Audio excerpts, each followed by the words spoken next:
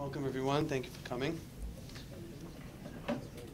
So, the goal for what I want to do today, what I want to talk about, is really to take a look at one personality, one key figure, a rabbi by the name of Rabbi who was a big player, not so much on the political side, but more on the religious side of what was going on during the destruction of the Beit HaMikdash, and really look at what he felt was one of the bigger issues going on to the Jewish people at that time, what caused them to spiral into a downward decay, and what I think we can take for ourselves that is sometimes plagues us. It plagues all of us to a certain extent, and we need to really try and think about ways that we can change it for the future. I think this will try to spur on a discussion that will probably go on beyond just the hour or so that we have to talk about it, but I think it's a good thing to be mindful and aware of.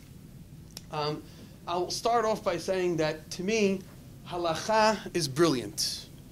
What our rabbis were able to do in creating a framework of halakha was, especially in the wake of the destruction of the Beit HaMikdash, as the Gemara says, once the Beit HaMikdash was destroyed, all you have left without a center for Jewish religion, a place where religiosity can emanate from, is you're just left with law. You're left with Jewish law. And so that's what we've been doing for the last 1900 plus years, is pouring over Jewish law, the minutiae, the details of various different areas of Jewish life, and how that governs what we do on a daily basis. And it's really brilliant. When you get into the depth of study of halakha, you see how every decision that you make on a daily basis is influenced somehow, some way, by some kind of rabbinical statement, by some kind of idea in halakha. And so therefore, as a disclaimer to everything I'm going to say, I'm by no means in this shiur going to advocate at all for deviating or getting rid of halakha. Halakha is an integral part of our study, of our daily life and living, and everything we do is governed by halakha. That being said, sometimes we get very, very, very bogged down by the details and the minutiae of halakha, that, as the title of the class on your paper states, we have a difficult time seeing the forest for the trees. We sometimes take different laws out of their context. We study them in very, very narrow vision, and as a result, we don't see how that's supposed to play a role in our overall experience as Jewish people on a day-to-day basis, and how that's supposed to bring us closer to Hashem. And so I've had discussions with people who keep the letter of the law 100%. They follow halakha day in and day out, and they will admit to me, I'm religiously empty. I don't have any connection whatsoever because I keep this random set of laws that I believe in very strongly, and yes, they help me on a day-to-day basis, but I don't feel any connection. And that's because I feel like we don't see the forest for the trees.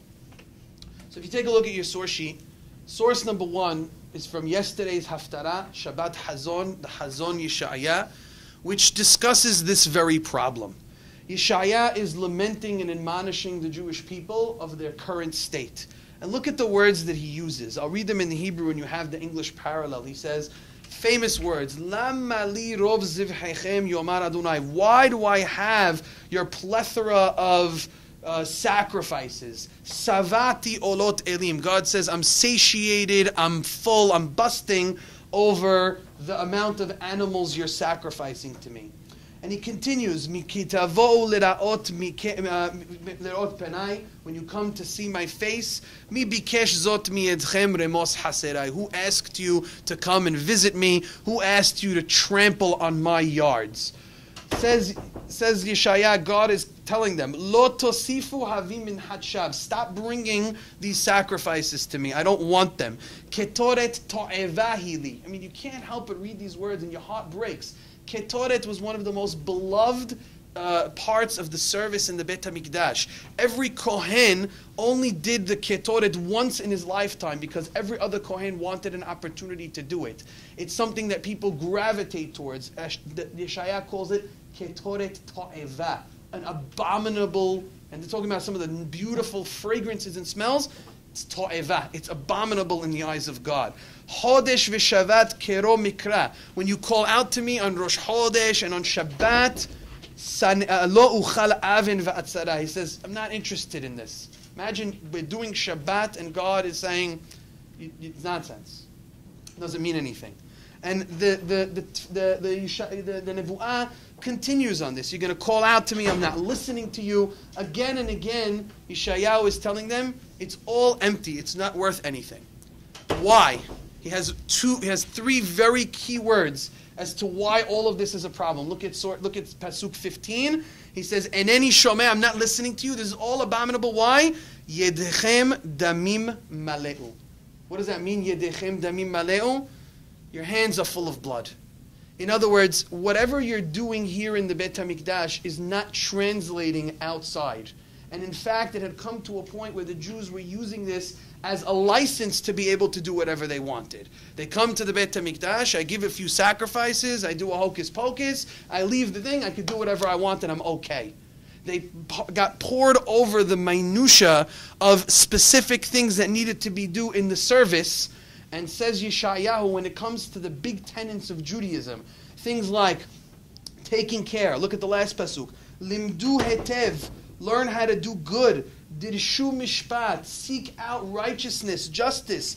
Asheru hamot, shiftu yatom, bring justice for the orphan, for the widow, for the downtrodden. The basic social tenets that make up the fabric of what a Jewish society is meant to be were completely lost. And why were they lost, Yeshaya says? Because you focused so much on the nuances of this service that it distracted you from the major things that are really important and are the most vital to creating a Jewish society. And so that's what Yeshaya is lamenting. How did we get to this point? Take a look at the next source, a fantastic story, a mind-blowing story in Yomah, which really illustrates exactly what Yeshaya was talking about. Yeshaya was talking in the first Beit HaMikdash.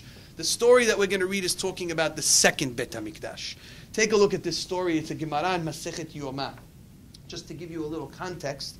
If I'm going too fast, by the way, please ask questions, feel free, comments. This is meant to be discussion, although I'm sure I'll hear myself most of the time anyway. But just to give you a little bit of context, the Mishnah in Masechet Yomah is talking about how they determined that people would get a right to do the certain services in the Beit HaMikdash. You had two Kohanim, both want to do the service. So how do you determine things on the playground? When you're in school, you're in recess, you're a kid. How do you figure out who gets the right to be the captain, to do the thing? How do you figure it out? Choose. You do a choose it, right? You get a 21st finger. Actually comes from Yomah. Masechet Yomah, they did a 21st finger. I'm not even kidding. Read the Mishnayot. They did a 21st finger to figure out who would be the one to do it. But before they did the 21st finger, they did something much more primal. They had a race. Who could get there first, right? Who wants to be at the play, right? Who gets shotgun? Who gets to ride first? Whoever gets there. Then they developed rules for the kid who's not so fast. You called it, but you have to see it, and they have to punch bug, all the things. They developed all those rules. That's how that happened, because you had to account for the kid who can't get there as fast. But the way it used to be is if you wanted to do a service in the Beit HaMikdash, you had to run up the ramp of the Mizbeah, and whoever got there first won. Sounds pretty crazy, but that's how they did it. Look what happens, says the Gemara. The rabbis taught in a beraita. A ma'aseh, there was a story. B'shnei kohanim, two kohanim. Shehayu shnehem shavim. They were running up the mizbeach to be the ones to capture the right to do a particular service. V'ratzim ve'olim ba'kevesh. They were running up the ramp. Kadam ehad mehem letoch arba amot shel havero. And one of them beat the other one. Okay, so it's right. He beats him. Natal sakin v'takalo belibo. The one who lost got so upset, he took a knife and he stabbed the one who won. He killed him. Amad Rabbi Tzadok. Rabbi Tzadok, this is the one who we're going to look at his perspective on all of these issues. Rabbi Tzadok is the one who, if you remember the story, I didn't quote it here, but he fasted for 40 years before the destruction of the Beit HaMikdash, to where Rabban Yochanan ben Zakkai, when he requested 3 things from Vespasian, he requested one of them as a doctor to heal the Rabbi Tzadok so that he could be able to live and carry on the legacy of Yerushalayim in the next one. This story spurred on Rabbi Tzadok's 40 years of fasting. It's because of this story. Amad Rabbi Tzadok al ma'alot ha'olam. Rabbi Tzadok stood up on the steps of the Bet HaMikdash. Ve'amar, and he said, Ahenu Bet Yisrael shema'u. My brothers amongst the house of Israel, listen to me. Harehu omer, the Torah tells us, Ki yimatzeh halal ba'adama v'yazeku zekenecha v'shofetecha. Anu al mi lehavi egla arufa al ha'ir o al ha'azarot. The Torah gives a law. The Torah says there's a law called egla arufa. Anybody familiar with the law of egla arufa? Anybody want to say what it is? Rosie? When they find someone murdered in the city, they have to... Not in the city. Somewhere. Right. Between two cities, outside the skirts of the city. Exactly. And they don't know who killed them.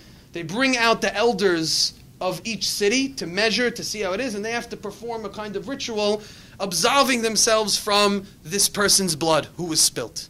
Says Rabbi Tzadok in a metaphoric kind of way, because of course he's not advocating a real Egla Arufa. This is happening in the Bet HaMikdash. They know who did the killing, they know where it is, and they know who's responsible. But he says, if the Torah makes such a big deal about the death of a person whom we don't know how he died, how are we going to atone for this? How are we going to make up for this? A man was murdered trying to perform the service of the Bet HaMikdash in our own very own Bet HaMikdash. How far have we lost ourselves? How far have we forgotten our purpose and how we're supposed to be conducting ourselves?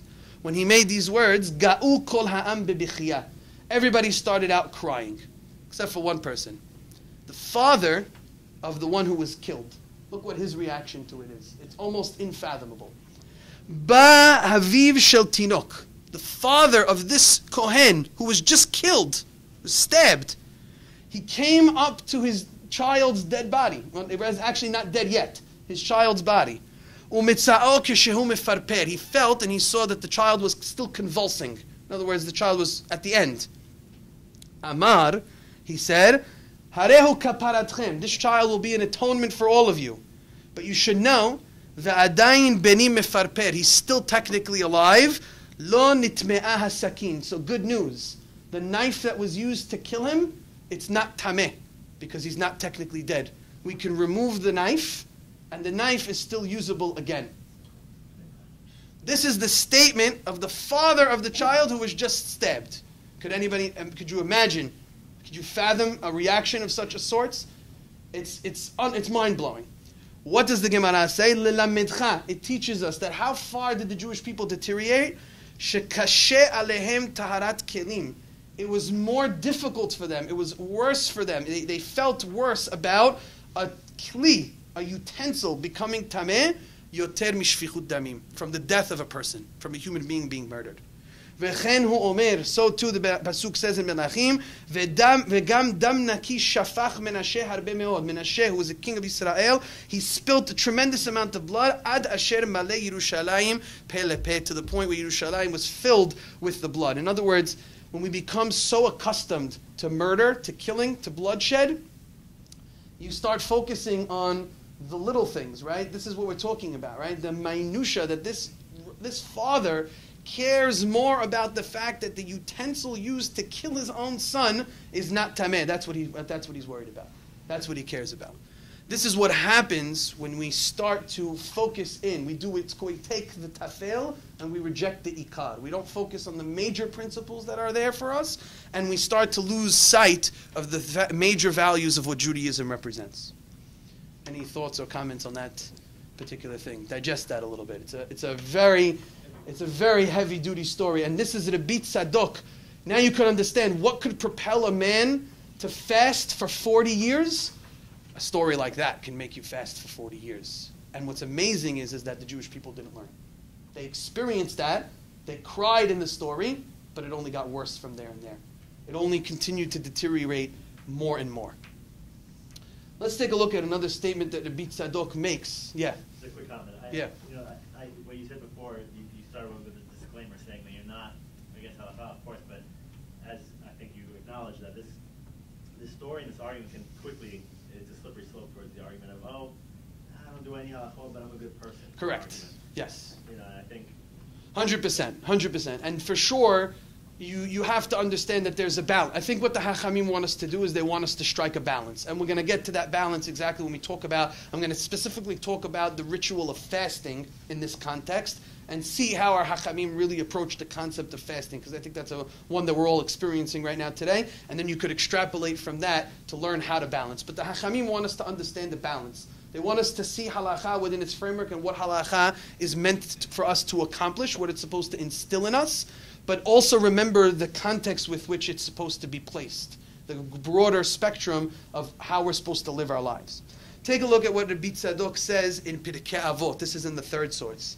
Rabbi Tzadok says, Al ta'asem atara lehitgader bahem. Do not use Torah as a crown for your own self-aggrandizement. In other words, to raise yourself up with honor, that people should look at you as a very important person. That's why you're studying Torah.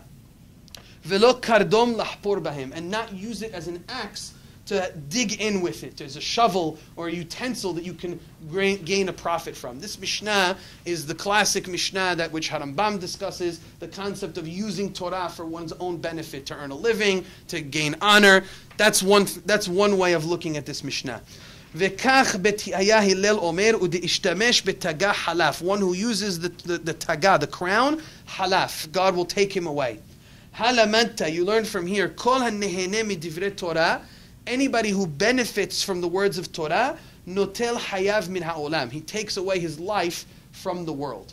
So most people understand Rabbi Tzadok's words as a purity with which a person has to approach Torah. That we study Torah to help our lives. We study Torah to improve ourselves as people. We don't use it for political gain, for honor, so that people will call me Rabbi, so that I get the best seat, that I get the best aliyot on Shabbat. We don't use Torah for that purpose. Torah is meant to be studied in a pure way without any ulterior motives. That's usually the classic interpretation of Rabbi Tzadok's words.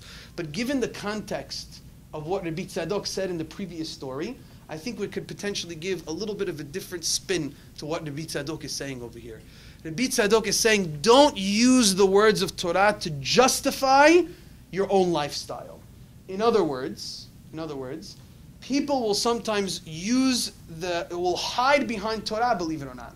They'll do mitzvot, they'll do things, and they will use that to justify other things that they're doing which are not in accordance with the Torah's laws. And they'll figure out a way to say, well, look, I do all this other stuff, and I follow these halachot, and so like you said, I'm a good person. It's okay, I could do this other thing. I could do these other things. I could hide behind my Torah to justify my other actions.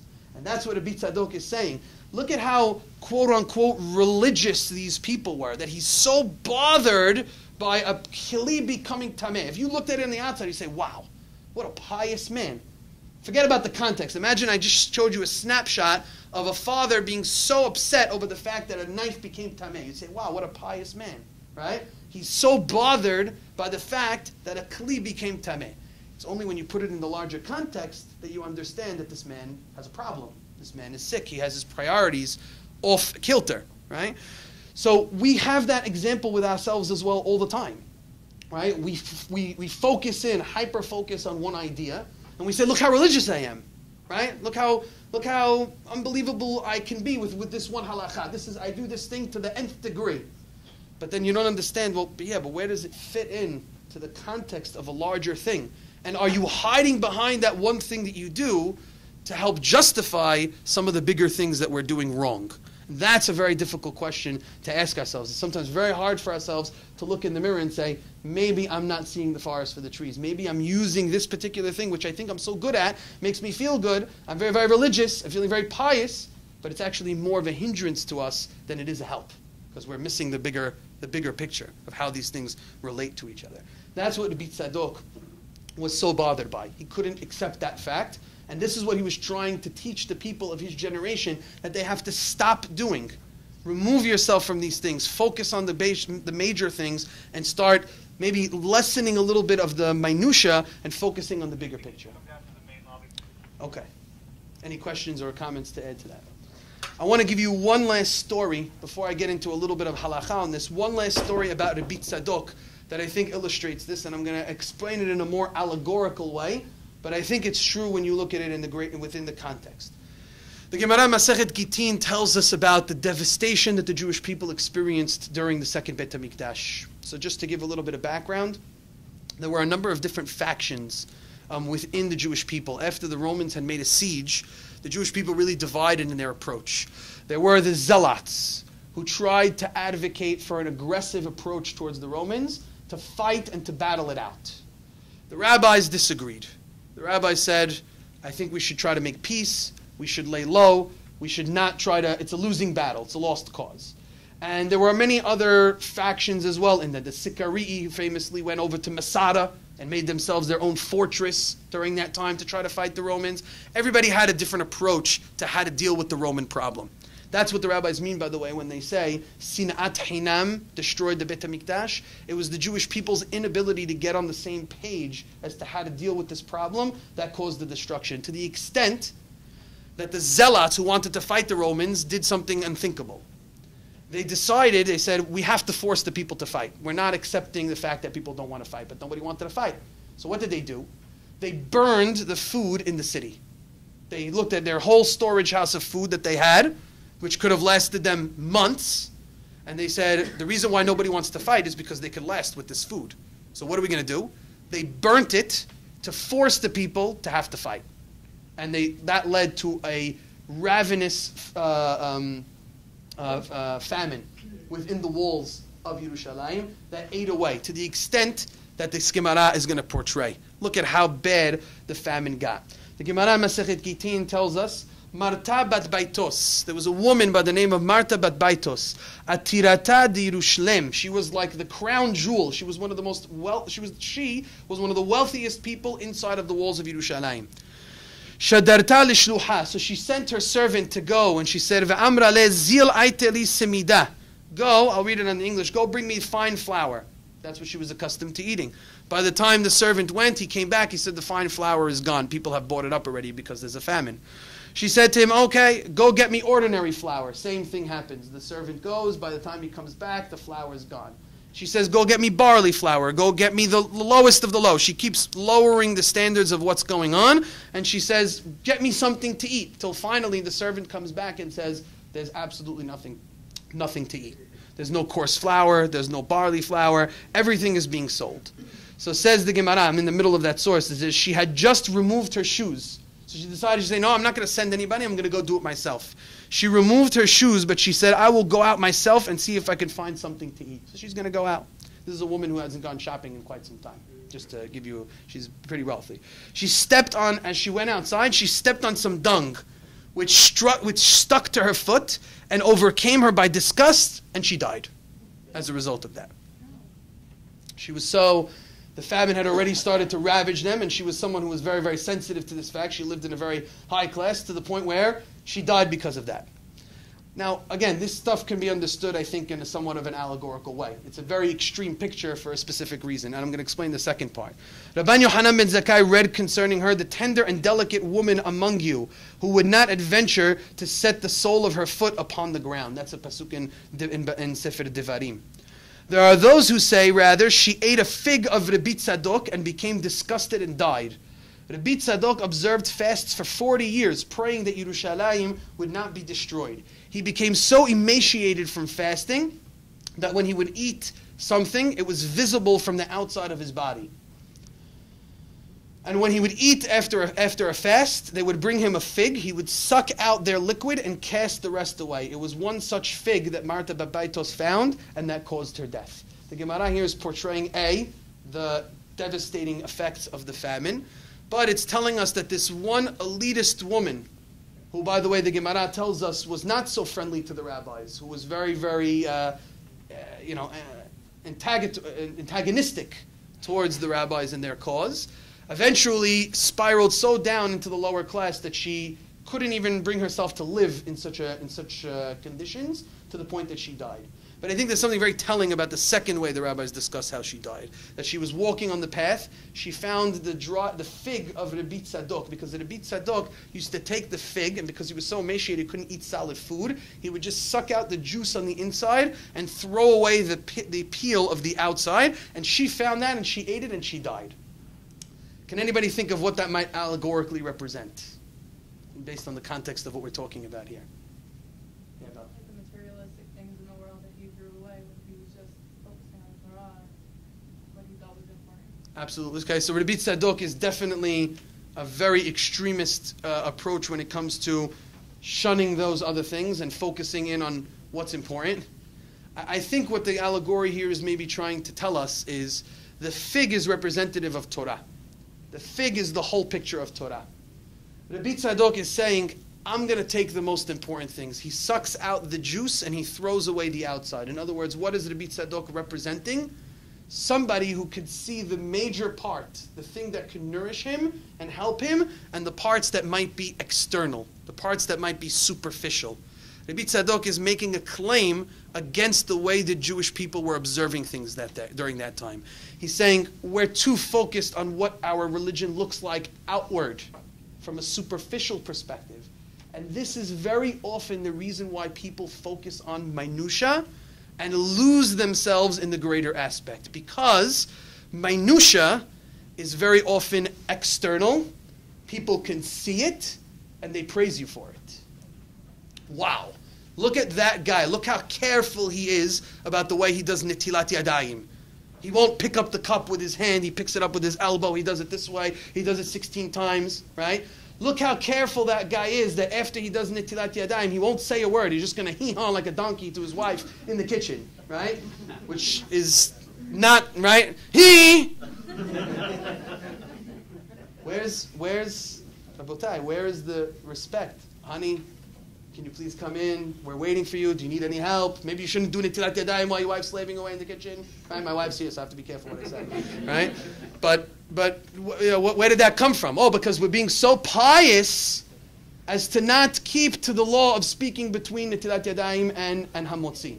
Now again, like as Joey pointed out, I'm not saying that then you could talk about whatever you want. So I'm not saying that after you do netilat yadayim, shoot the breeze about the Yankees for 45 minutes before you do hamotzi. That's also not the correct way. But understand where things have their place in the context of halakha. Shulchan Aruch writes, Yesh li zaher, I'm just giving this as an example, Yesh li zaher, not to speak after you do netilat yadayim to hamotzi, which means be smart about it. Right before you're about it, after you've taken everything else done, do netilat yadayim, straight to the table to do hamotzi. Make sure everything else is taken care of before, have some foresight, think ahead.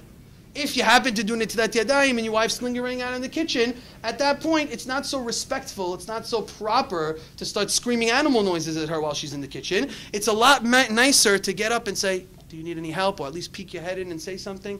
That is an example, one of many that we could probably give, of again losing the forest for the trees. Instead of treating a person properly, we're hiding behind a halakha that we think is so important, and we want to show ourselves as being so pious, and then we're disrespecting the other person.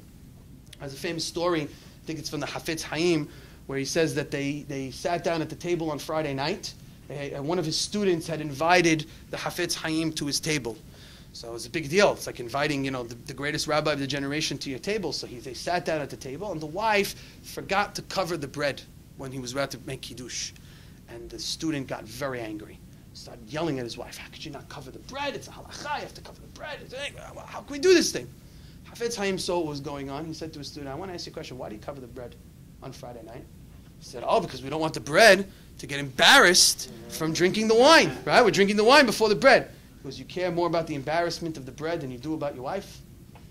An example of focusing in, hyper-focusing on a halakha, an idea that externally looks so important to us. These are the things we learn about when we're kids. And instead, we're not treating the people that we have with dignity and respect. Yeah? I'm saying these are the kinds of things that we do. But we do them because we want to look pious. I'm not saying that's why we do it, but a lot of our motivation is when we do these kinds of specific things, these detailed things, we look very religious. And it's very appealing because other people look how religious that person is. He's very religious. He keeps a lot of the laws. He's very, very, very, very careful, very, very makpid. But then when it comes to time to treating people appropriately, they fall short, right? Where's the humrah there? Where's the stringency there, right?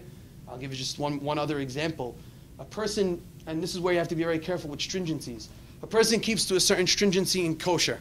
They only want to eat halav Yisrael. They only want to eat the best of the meat, the kosher meat, all the different things. And you get invited to someone else's house.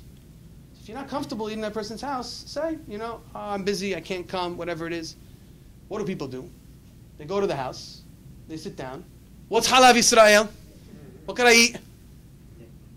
getting to the table now and then asking them what's Halav Yisrael.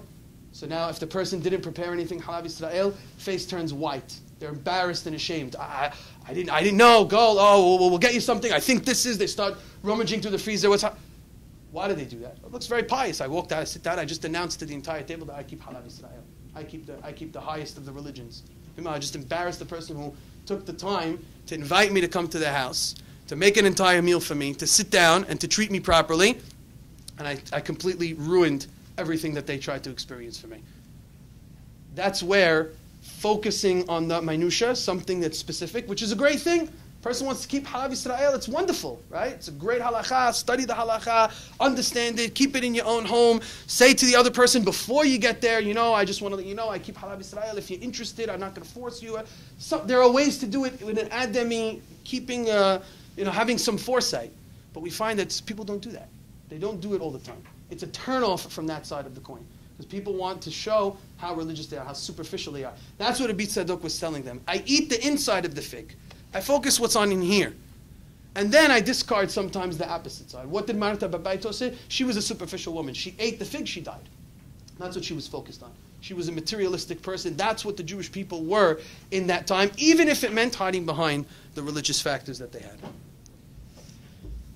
So, any questions, comments, examples? Feel free to bring anything if you want. Is that really, is the ambassador of the bread really why we cover the bread? That's another point. I'm glad you brought that up, Carol, which is that often the things that we're taught when we're young, things like that, of the embarrassment of the bread, are either A, not the only reasons why we do things, or B, meant to be understood in a much more adult form, right? So I'm glad you brought that up, Carol. Now that you did, we'll just mention it, which is that really what is the reason why we cover the bread is because in the order of berachot, the bread is supposed to come first because it goes in the order of the species of Eretz Yisrael. So the species of Eretz Yisrael, it's Eretz Hita, Seora. So the wheat comes first, and that's what the bread is made of. Technically, if you were having wine and bread on a Thursday night, you go out Thursday night to 656, a little plug for the restaurant, right? If you go out to 656 and they sit down and they serve you bread and you're also getting a cup of wine, supposed to make hamotzi first, and then you have your cup of wine and you say hagefen, and that's the proper order. On Shabbat, because of the significance of the wine, because it's kiddush, we emphasize the kiddush over the bread, but because the halacha is not in accordance with that, we cover the bread as if to pretend that the bread is not there, so that we can make the kiddush first. And hence why the rabbi said we're covering up the embarrassment of the bread, because really the bread is supposed to come before. But what that's supposed to teach us is, as the Havetz Chaim taught his student, is to be mindful and aware of the kind of embarrassment that a person could cause to things when they're not in the proper order, when you emphasize certain things that are not meant to be emphasized. So often, those things that we take literally, because we learned them when we were in second grade, we have to update and become more sophisticated in our understanding of things to help us make that bigger context. That's also something that's very important. How much time do we have? I just want to be mindful of 20 minutes. Okay. Can someone be just the time to you? I don't want to go over on the 1:30 because they're doing a tribute for Rabbi Labaton. I want that to get its proper due. Although I'm sure someone will come in and remind us. Okay.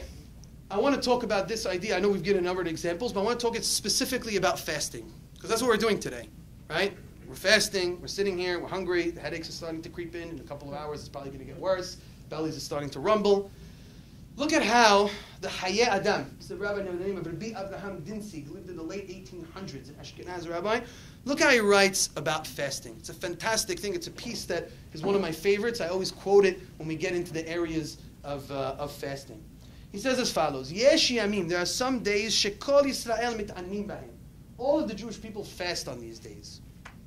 That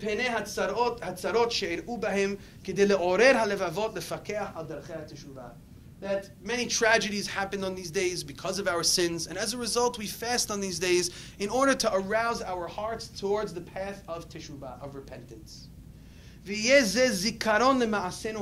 It should be a reminder to our evil deeds, and even the deeds of our forefathers.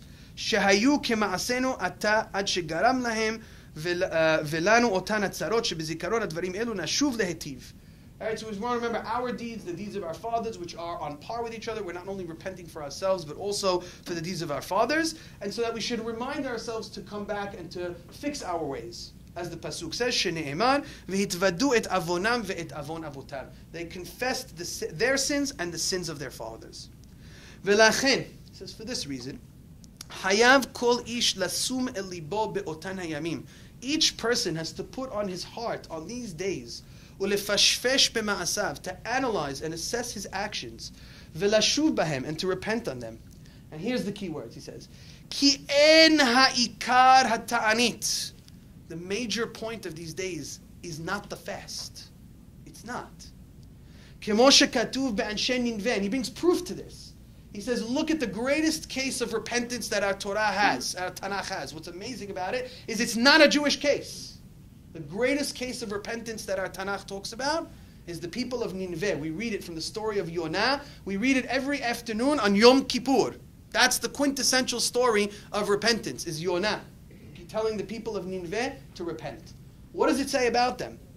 It says, Vayar Adonai et ma'asehim. God saw their deeds. He saw that they had fixed their ways. Umine Hamas asher bekapehem. They gave back the things which they had stolen. Their corrupt society was being repaired by the people. Amru Rabotenu Zal, and our rabbis make notice of this. They say, Vayar et sakam ve'et ta'anitam lo ne'emar. It does not say that God saw their sackcloth and their fasting, which if you'll tell me, maybe they weren't. Incorrect. Go look at the text in Sefer Yonah. It makes a point of telling us that the king of Nineveh got up and declared no eating, not just for human beings, for animals. They didn't feed their animals food and water. They all wore sackcloth. The king himself took his crown off of his head and donned sackcloth. They did all of the external, superficial things that we do. They're not allowed to. They did all of that. What does God say that he saw? He saw their deeds. He looked and penetrated into them and said, I see that you're repairing your ways. The outside stuff, it doesn't say that he saw. The superficialities, God didn't see that. They were necessary, though. This is, again, to come to the balance. There's no way that the people of Nineveh, who had been so disconnected from their ways, would have fixed, if not for the king declaring that they did that. You have to show things superficially. You have to go through the routine and the motions. You have to create a mindfulness and an awareness of what's going on through your actions and your deeds. But if it stops there, if all it is a routine and superficial actions that we're doing, we've missed the boat, says the Hayy Adam himself. Look what he says. He says, Ve'en ha'ta'anit ela hachana l'tshuva. The fast is just to prepare you to repentance. Lachen, for this reason, otan anashim, those people, which apparently already existed 200 years ago, and there's no shortage of them today, shekeshemit'anim, they fast, holchim b'tiyul. What'd you do? I fasted, but I stayed home and I watched Dumb and Dumber 1, 2, 3, and 4. But I fasted. I made it through the day, right? I got through the day. I distracted myself to get through the day, but I fasted. Says the Hayy Adam, ubidvarim betelim, and they took on nonsense. Tafsu hatafel v'hinihu ha'ikar. They grabbed hold and emphasized the secondary and tertiary points, and they left the main idea. The whole idea of the fast was to reach the point where you're contemplating your teshubah. Umikol makom. Now, what does the Hayy Adam say? Okay, so everyone's going to turn around and say, okay, Rabbi, so you're telling me I don't have to go through all this stuff to necessarily do it. All I got to do is do teshuvah. I can do that. Give me my steak in the morning. Give me my chicken wrap and things like that, my uri salad, and I'll do all kinds of teshuvah today. No problem, right? He says no. It doesn't work that way. It doesn't work that way. He says umikol makom, still en la'adam liftor et atzmo b'teshuvah levad. You can't just absolve yourself purely on teshuvah. Ki yamim elu hem mitzvat aseh midivrei hanevi'im. This is a mitzvah aseh that the Hachamim have said. So he's not advocating getting rid of the fast. Quite the contrary. He's telling you in order to accomplish what the day represents, you need that fast. Let's face facts. As difficult as it is, as sometimes we get tired towards the end of the day and we need to take a nap, in the end of the day, the mindfulness and awareness that we need for propelling ourselves to teshubah cannot be done when we're in our daily routines. We have to shake things up a bit. We have to put ourselves in a certain kind of extreme in order to get ourselves onto that path, to contemplate, to think. We have to be able to do that. I can't help but, think about, DJ Alav Shalom, we're talking about changing things up, moving your wrist, moving your this. These are kinds of things that people have to do in order to be able to create a system for themselves to do it. But what ends up happening inevitably is people focus on that and they don't focus on the rest of it. Rabbi, can I brush my teeth today? How many ounces of water can I use? Can I floss? Can I this? Can I that? And the rest of the day is wasted. That's what they focused on. The hyperness of the fast. Can I take this pill without water, without this, without that? I'm flooded with the questions. And the questions are good questions because people want to do the right thing. And I would trust that those people are also engaging in the other parts of it. But sometimes we do focus, and all of us are guilty of this. We focus on those little things, and then the rest of the time, who cares? So take the pill, but come to the class. You know what I mean? In the end of the day, I'll be honest to say that, right? I'll be honest to say that. I'm not advocating for eating and drinking and this and that. You have to have a combination of both. The balance has to go. It's often asked, Rabbi, what's better? The guy who keeps to the actions but doesn't really think about them, or the guy who thinks about them but doesn't keep to the actions? It's kind of like picking your poison. I mean, to be really honest with you. Really, you have to have both. But I might actually say that doing the action is better in that scenario. And I'll tell you why. Because if you stop doing the action, eventually that mindfulness they created the first time and the second time won't come back again. The reason why we're able to create days like this, the reason why we're able to create this kind of conversation is because we're not eating today, we're not running around outside, we're doing all these things. It's the reason why everybody's here, right? Everybody hears credit. You're here because you want to gain inspiration, but because you also have nothing else to do, right? And that's what we're doing, right? We've created, the rabbis in a brilliant way have created a structure in which this is what you're encouraged to do. And this is what you're going to gain from. And it's going to propel you long past today, hopefully, right? So you have to have the two of them. They have to play off each other. And to a certain extent, the guy who puts on tefillin every day but is really not thinking about it is better than the guy who really thinks about God for a week but doesn't put on tefillin. Eventually, he'll stop thinking about God because the tefillin help you do that. But the idea, the ritual, it's what Judaism brought to the table, by the way. Judaism was revolutionary in that it brought action and ritual to the table, right? It brought that to the table. But there's always, Hachamim try to help us to maintain a balance, to keep the two sort of going together. This idea about the fasting, I think the Hayya Adam got it from a pasuk in Zechariah. 117. He got it from Zechariah. Zechariah, I'll just read to you, we won't read the whole thing, but if you look at Zechariah, the question was asked to him, should they continue fasting after the Jewish people came back to Eretz Yisrael and built the second Beit HaMikdash? Or they were on the way to building it. So they said, should we continue the fasting?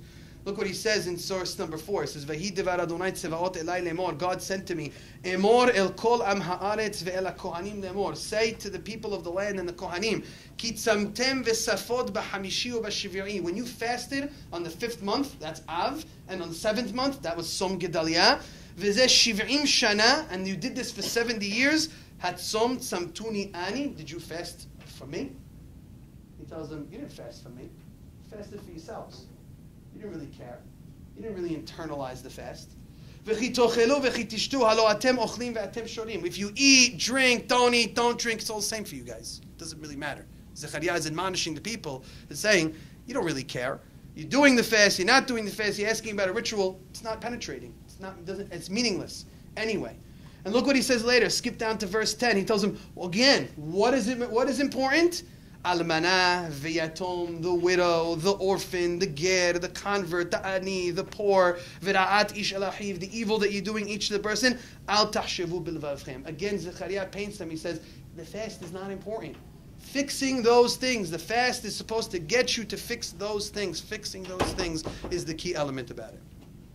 I told you someone would be in here to remind me. I know my bosses. Okay. Yeah. Yes. Always. Yeah. So, just to illustrate one last time, and then I have a couple of interesting anecdotes about Rabbi Tzadok himself. But if you look at this next source in Sefer HaChinuch, you could look at it in the English. I think I bolded. No, I didn't. Right? So the Sefer HaChinuch was a book written by Rabbi Aharon HaLevi. He's a 13th century Rishon, lived in Spain. And he writes a book that supposedly they say Sefer HaChinuch, he wrote it for his son when he was becoming Bar Mitzvah to educate him in the 613 mitzvot. Very early on in the 16th mitzvah, he talks about all the rituals that we have on Pesach. Pesach is flooded with rituals from top to bottom. And I'm speaking to, I see a lot of women in the crowd, they know, right? Men, women alike.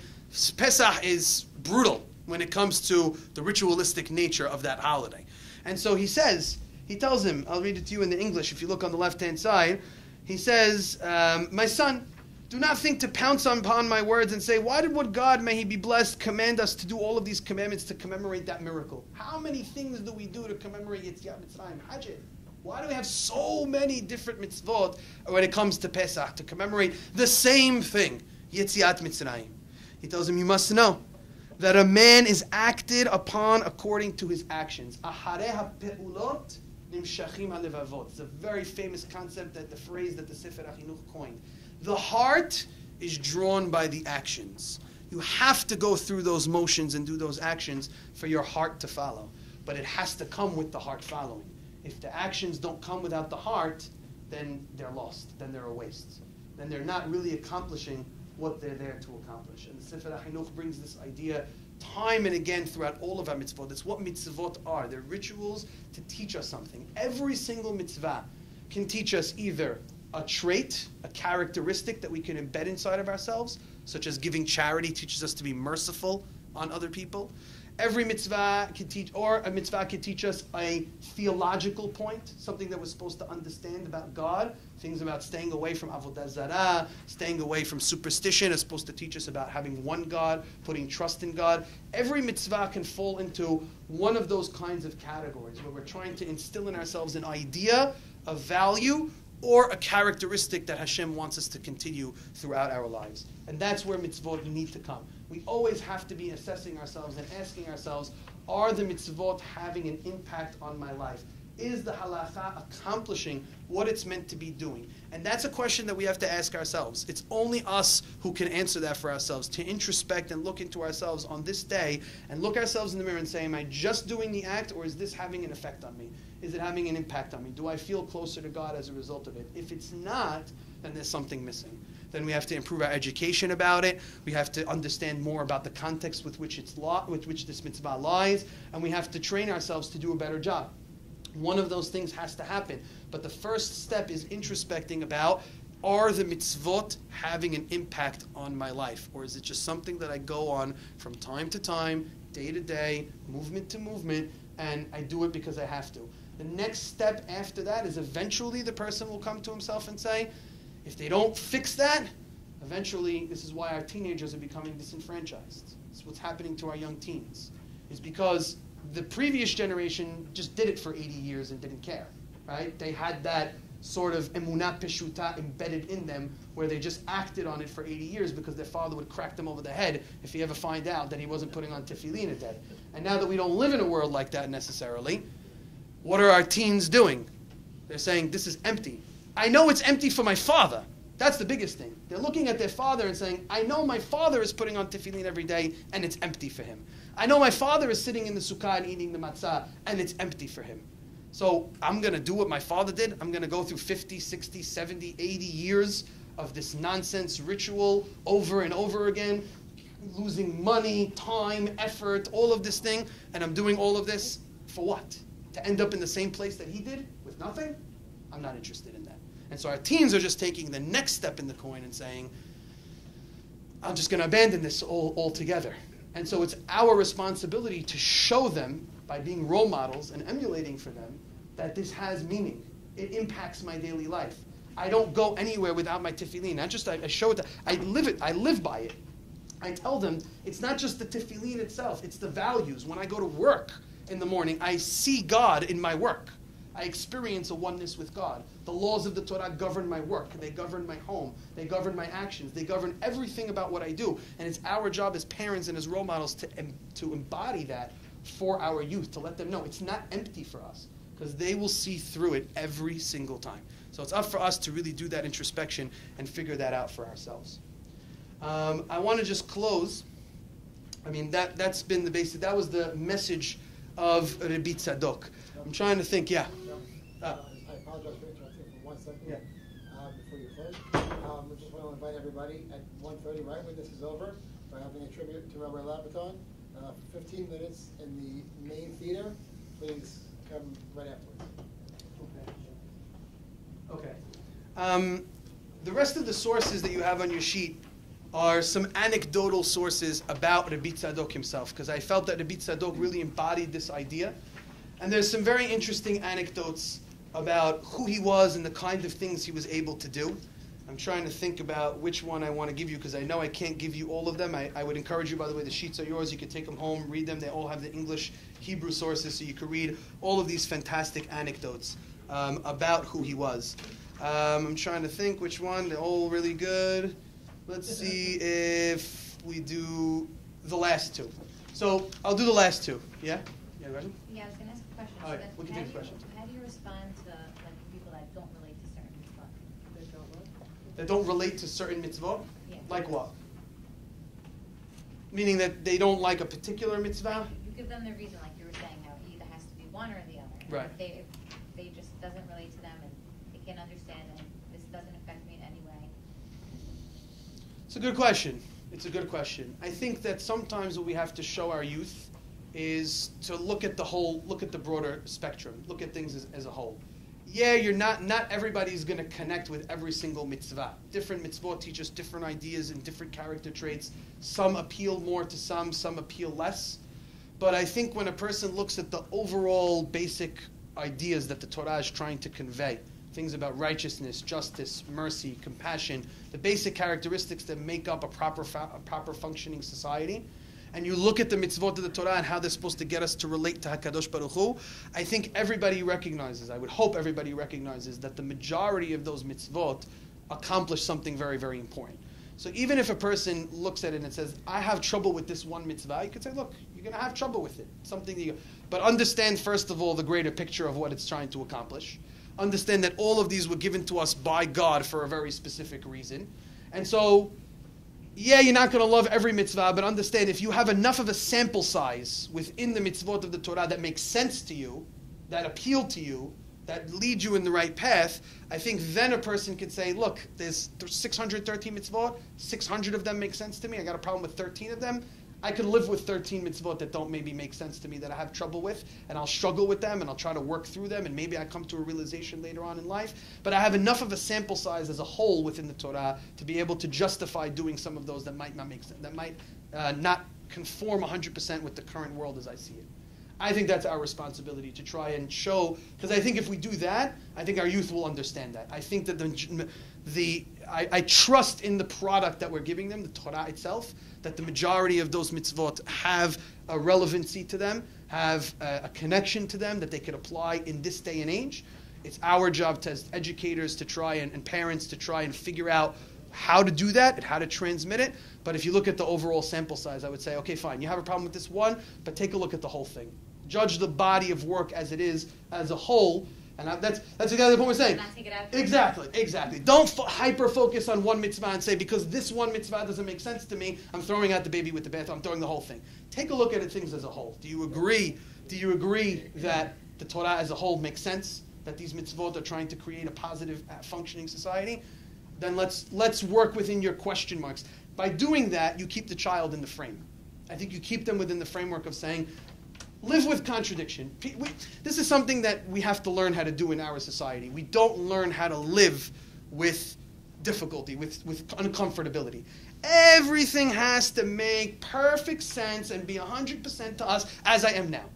Right, you're an 18-year-old kid. You're 16. You'll learn about how this mitzvah might be relevant to you later on. Wait till you get married. Wait till you become a parent. Wait till you grow up a little bit. Don't throw the whole thing out. I promise you, live a little bit. Live a little bit. Sometimes I'm telling you, I hear your question. First things first is you have to validate the question. Kid comes and asks you a question, you say, I think it's a great question. It's a great idea. You're 100% correct. I can see where you're having frustration. 99.9% of the time, if you validate a child's question that they had, they're already on your side. Okay, the parent's on my side. The teacher's on my side. They see the problem. You come in defensive, you come in hot, now you have friction. Now you have a problem. Come in and say, I love your question. You know what? 99% of the time, the child asks the question, it's the Ramban's question on the mitzvah. It's the Klei Akar's question on the mitzvah. It's Harambam's question on the mitzvah. So it's not as if, we sometimes take a question, how could you ask something like that? What kind of heretical person are you? We just shoot at them right away. Time out. There's other people, great men before us, who will ask these kinds of questions. Show them that the question was asked. You know what it's like for a 16-year-old when they ask a question on a mitzvah, and the teacher tells them, your question was the Rambam's question? Wow. Somebody who was a great thinker, Rambam, thought about my question was Rambam's question. You know what kind of connection that creates to them? It's unimaginable. That's something that we could do, huh? Yeah, it's one thing. That's something we could do to kind of get to that. Everyone left my wife to do it, huh? Okay. We're not going to go through some of the anecdotes over here. I encourage you to take the sheet. There's some fantastic anecdotes about Rabbi Tzadok, who he was and his perspective. I thank you all for listening. Skubin Hametzion.